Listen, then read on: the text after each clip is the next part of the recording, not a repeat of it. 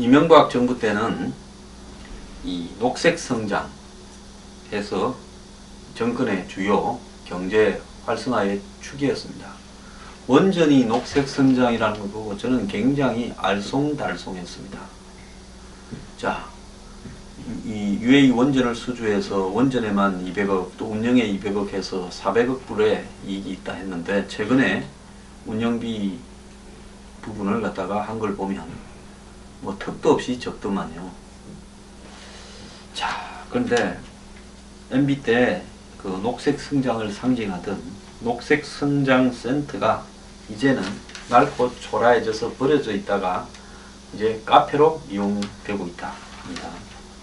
자, 창조경제, 박근혜 대통령의 창조경제가 무슨 말이냐, 이렇게 이야기하는 사람이 많았습니다.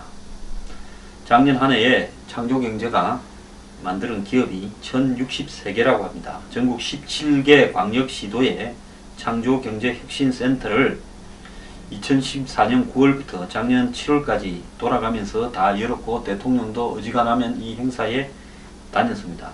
그래서 최근 1년 사이에 실제 창업으로 이어진 사례가 1063개라고 이야기를 하고 있습니다. 정부는 창조경제 추진으로 신설법인이 9만 개를 돌파했다, 이렇게 이야기를 하고, 대학 창업 동아리 숫자가 3배 이상 늘어났다, 벤처 투자액이 1조대에서 2조대로 넘어갔다, 이렇게 이야기를 하고 있고, 1082개의 창업기업이 지원을 받고 있고 2179억의 투자 자금을 유치했다, 이렇게 이야기를 하고 있습니다. 자, 그런데 이 창조경제를 끌어가는 부분이요, 정말 묘합니다. 각 광역시도마다 17개, 이 대기업이 18개네요. 18개 대기업이 이 책임 지역을 맡았습니다. 시도 단위별로요. 그래서 이 지역에서는 대기업 이름을 따서 충남 같으면 하나창조경제센터 이런 식으로 부르고요. 그 다음에 전남 같으면 지에서 창조경제혁신센터 이렇게 불린다는 겁니다.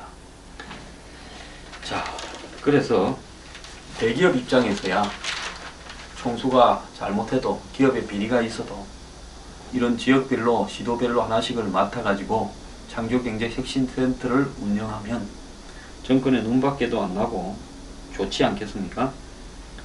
자, 그런데 이런 대기업이 맡고 있는 지역창조경제혁신센터에 대해서 평판은 어떤가? 상당히 많은 사람들은 실패했다고 이야기를 하고 있습니다. 공공기관 벤처 투자와 관련되는 정책 결정자도 창조경제혁신센터는 실패했다. 대기업에 맡기는 방식은 대기업 방식대로 운영될 수밖에 없고 정권의 줄을 대해서 열심히 일하는 척을 할 뿐이다 라고 이야기를 하고 있습니다. 창조경제혁신센터의 센터장 18명 중 14명이 전담 기업의 전직 임원 출신입니다. 그러니까 예를 들어서 대구를 삼성이 하면 그 삼성의 전직 임원 출신이라는 거죠. 이 고위직 대기업 임원에 퇴임 이후에 갈 자리가 하나 더 생긴 셈이라는 겁니다. 나이가 60세 이상이 7명이고 55에서 59세가 5, 50에서 54세가 5이랍니다. 40대는 1명밖에 없다고 합니다. 센터 운영이 이제 겨우 1년이 넘었는데 포항은 센터장이 3번이 바뀌었다고 합니다. 전북, 전남, 울산도 한 번씩 바뀌었다고 합니다.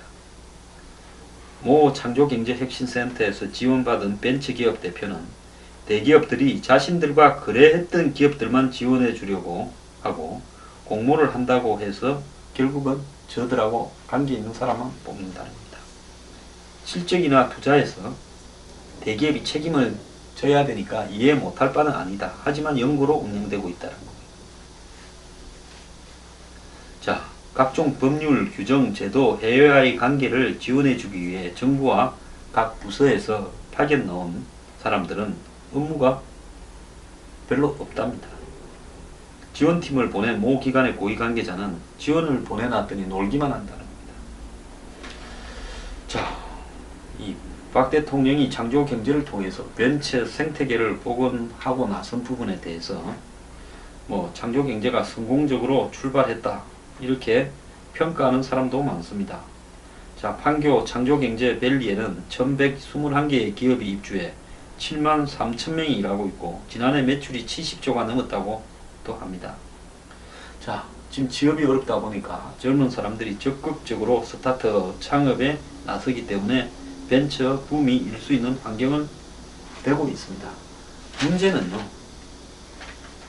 과연 박 대통령 이후에도 이 사업이 대기업 보려고 시도를 한 개씩 책임지고 운영하라고 해서 여기 들어간 대기업들은 적어도 상당히 보험료를 지불하고 있다 이렇게 생각하는 게 사실일 수도 있지 않겠습니까? 제주시 구자읍에 가면요, 인적이 드문 공터에 퇴락한 건물 한 채가 있고 페인트가 벗겨진 외관은 여기저기 녹이스럽고 진입로의 가로등은 금방 쓰러질 듯이 위태로웠다고 합니다. 근처 주민은 SK그룹의 스마트 그리드 체험센터가 있던 건물인데 한동안 버려져 있다가 최근 카페로 바뀌었다고 합니다. 본래 이 구자읍 일대는 에너지와 통신, IT 등 5개 분야 168개 기업이 신재생에너지 발전과 전기차 충전 시설 등을 곳곳에 설치해 놓고 있었다고 합니다. 2009년 녹색 성장을 기치로 내건 이명박 정부에서 신성장 동력 발굴을 위해 이곳을 스마트 그리드, 즉 지능형 전력망 시범단지로 조성하겠다며 국비 766억을 포함해 총 2,500을 끌어들였답니다. 참 돈 가지고 쓸데없는 짓거리 많이 합니다.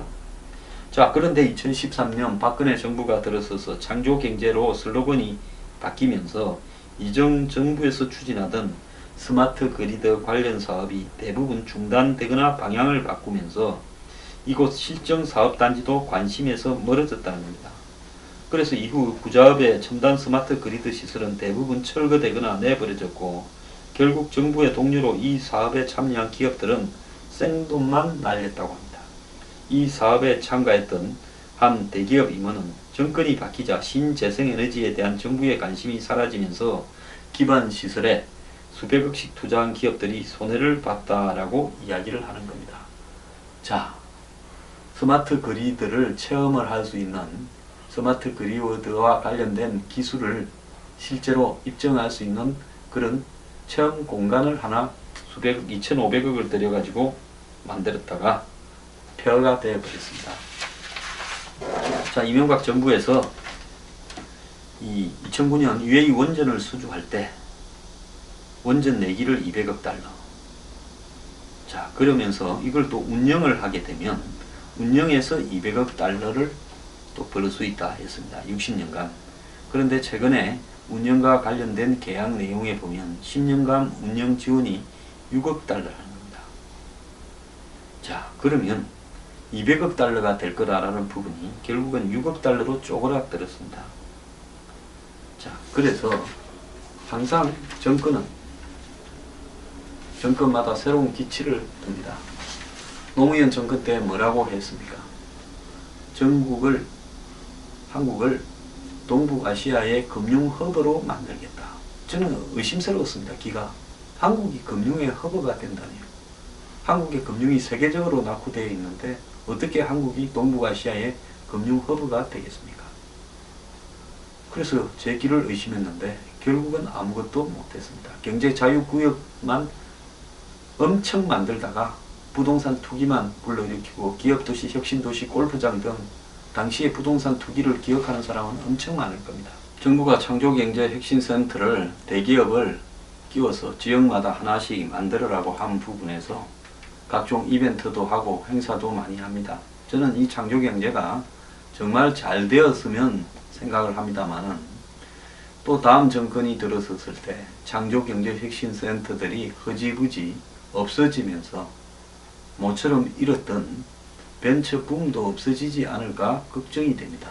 그렇다면 대기업들이 그야말로 대통령이 생각하는 창조경제라는 부분을 통한 스타트업 창업을 공감하고 또 대기업이 벌어들인 돈을 사회적으로 한마디로 재분배하는 일종의 기업의 사회 참여 이런 부분으로서 이 스타트업을 위한 창조경제혁신센터를 운영한다고 스스로 이해를 하면 좋을 건데 이 사람들이 어떤 생각을 하고 있을지 걱정이 됩니다.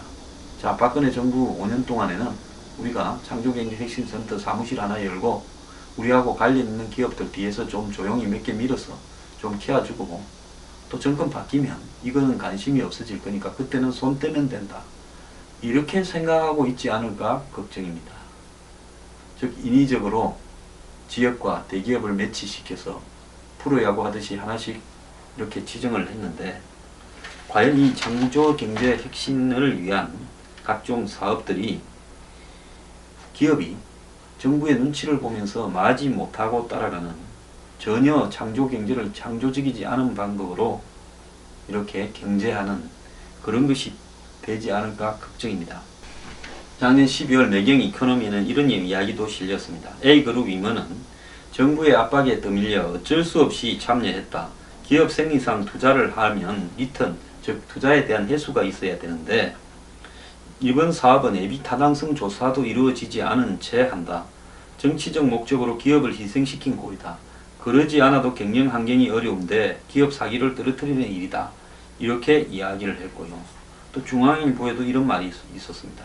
얼마 전 한 대기업 임원이 하소연한다. 그 기업도 창조경제혁신센터 한 지역을 맡은 모양이다. 센터를 어떻게 만드느냐를 두고 당국자와 서로 의견이 엇갈렸다고 한다. 그렇게 하면 안 된다고 계속 설득을 하자. 그 당국자는 우선 이렇게 만들고 VIP가 보고 가신 뒤에 마음대로 뜯어고치라. 이렇게 하더란다. 창조경제를 하려는 건지 뭘 하려는 건지 모르겠다. 이렇게 또 하소연을 했습니다. 또 다른 중앙일보 칼럼에는 이런 이야기도 나옵니다. 얼마 전 대기업에 있는 분을 만났다. 창조경제혁신센터를 준비하느라 힘들었어요. 사공이 어찌나 많은지. 어디에 투자해야 할지는 물론이고 개소식 일정까지 우리가 정할 수 있는 게 별로 없었어요. 막판에는 미래창조과학부가 직접 사업 내용을 발표하겠다고 해서 난처했어요. 우리 사업인데 대통령이 지대한 관심을 갖고 있으니 미래부가 숟가락을 얹으려는 거죠. 지방자치단체도 우리 돈으로 생색 내려고 안달입니다. 정부가 2014년 1월에 처음으로 계획을 발표했고 3월과 4월에 대전과 대구 센터가 문을 열었고 처음에는 정부와 지자체가 협력해 추진하는 사업이었는데 2014년 9월에 뒤늦게 대기업 참여가 확정되었고 그래서 이미 운영 중이던 센터들은 다시 출범식을 2번 했다고도 합니다. 동아일보는 작년 사설에서 박 대통령의 주요한 대선 공약인 창조경제가 실체가 모호하다는 비판이 계속되자 청와대와 미래창조과학부가 작전하듯이 톱다운 방식으로 밀어붙인 측면이 있다면서 문제는 지속 가능성 여부다라는 겁니다.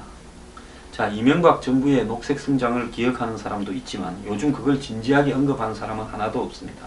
창조경제도 같은 운명에 처하지 말라는 법이 없습니다. 다음 정부에서 사라질 부처 1순위로 미래창조과학부가 공공연하게 언급된다고 하고도 있습니다. 서울신문에는 이렇게 기사가 나 있습니다. 앞선 정권만 봐도 대통령 직속으로 신설된 국가경쟁력 강화위원회가 다음 정권 아래 해체 수순을 밟았고 녹색 성장, 고졸 채용 등 전 정권의 역점 사업은 수명 연장에 실패했다. 재계가 한 목소리로 지속 가능성을 센터의 제1 성공 요건으로 꼽는 이유다. 조선일보는 사설에서요. 6월 13일입니다. 2015년 박근혜 정부는 미래성장 전략으로 창조경제를 내세우면서도 17개 시도에 창조경제 혁신센터를 세우고 있다. 그러나 지금 정부가 전임 정부의 녹색성장 전략을 폐기 처분한 것처럼 다음 정부가 창조경제 전략을 온전히 이어받을지 확신할 수 없다고 했습니다. 자, 정부의 눈치를 보면서 마지못해 창조경제 혁신센터에 발을 들인 기업들도 있다고 합니다. 언젠가 아무도 창조경제를 언급하지 않게 되면 수백억씩을 언급한 17개 센터는 어떻게 되느냐는 겁니다. 자, 참고로 미래부에 따르면 올해 지역별로 센터에 투입하는 예산은 197억에 달하고 여기에 참여한 대기업들은 5년간 2조 원의 창조경제 펀드를 조성한다고 되어 있습니다.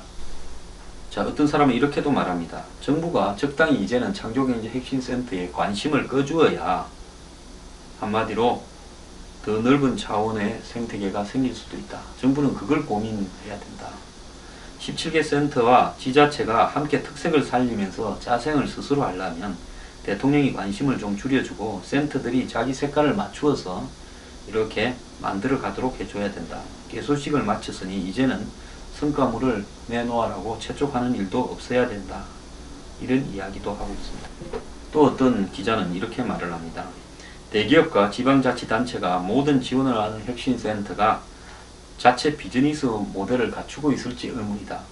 혁신은 이벤트가 아니다는 거죠. 자생력이 있어야 되는 거고 그 사업 자체로서 수익성이 충분한데 기회를 잡지 못해서 한마디로 크지 못한 사업을 조금만 도와주면 그 사업이 곧바로 상업화될 수 있다든가 좋은 아이디어가 그대로 채택될 수 있다든가 어떤 기술이 한마디로 조금만 대기업이 돌봐주면 정부가 좀 지원해주면 곧바로 실용 가능한 기술로 된다든가 이런 것이 중요한 거 아니겠습니까?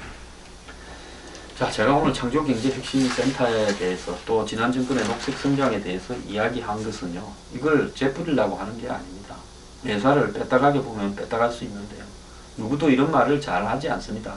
가끔 가다가 조금 중얼거릴 뿐입니다. 대통령 주변에 있는 모든 사람들은 창조경제혁신센터가 잘 되어간다고 생각합니다. 그런데 세상 물정을 좀 아는 사람들은 박근혜 정부와 함께 수명을 다할 거라고 보고 있을 겁니다. 전 정부의 여러 역점 사업들이 그랬듯이요. 그러면 어떻게 해야 이것이 박근혜 대통령이 퇴임하시고 난 뒤에도 지속적으로 잘 굴러가겠는가 하는 부분을요. 그야말로 지금 대통령 밑에 있는 관료들은 그걸 아무도 신경을 안 쓸 겁니다. 기업에도 이익이 있어야 투자할 겁니다. 기업은 장사꾼 아닙니까? 지금 197억씩 이렇게 투자를 하겠다고 하는 이유는 뭐겠습니까? 한 200억으로 그 기업이 정부와 관련되는 부분에 눈도장을 잘 찍으면 그래도 좀 싼 거 아니냐. 서서히 투자하면서 시간 끌면서 제대로 좀 사무실 하나 열어놓고 적게 투자하고 막아야지. 이 생각을 하고 있을지 모릅니다. 그러면 그렇게 생각하는 기업들이 이 사업에 너희들도 이 사업을 하게 되면 결국 이득이 돌아온다. 광고 200억 한 것보다 훨씬 효과가 있을 것이다 라고 보여줄 수 있는 방법은 뭐가 있겠습니까? 그 부분을 국민을 지금 해야 된다는 거죠. 자, 맨날 눈앞에 벌어지는 각종 사건 사고에 바빠서 창조경제혁신센터 개관식 할 때 지난 총선 때도 대통령이 거기 다녀가면서 야당들이 시비를 많이 걸었지 않습니까? 자, 개소식 이벤트만 하고 이벤트하고 나면 실적만 체크하고 그러면 실적은 엉터리로 만들어지고 이러면 이것이 제대로 되겠습니까? 결국요. 어떤 일이 영원히 살아남으려고 하면 그것이 세상의 이치에 맞아야 되고 비즈니스 자체로서 의미가 있어야 되고 서로가 윈이 나는 이득이 있어야 되는 겁니다. 단지 대통령 임기하에 정치적 이득을 좀 보겠다고 이 쇼룸을 하나 열었다고 생각을 하면 금방 없어질 겁니다. 이 부분에 대해서 대통령 밑에 있는 어느 관료, 미래창조과학부 관료들도 정말로 직원을 통해서 올바른 운영 방향을 찾고 있는지 의문인데요. 저는 정말로 창조경제혁신센터가 잘 되어서 이 땅의 젊은이들이 활발히 창업에 참가하고 벤처가 다시 부흥할 수 있는 기회가 되었으면 좋겠습니다.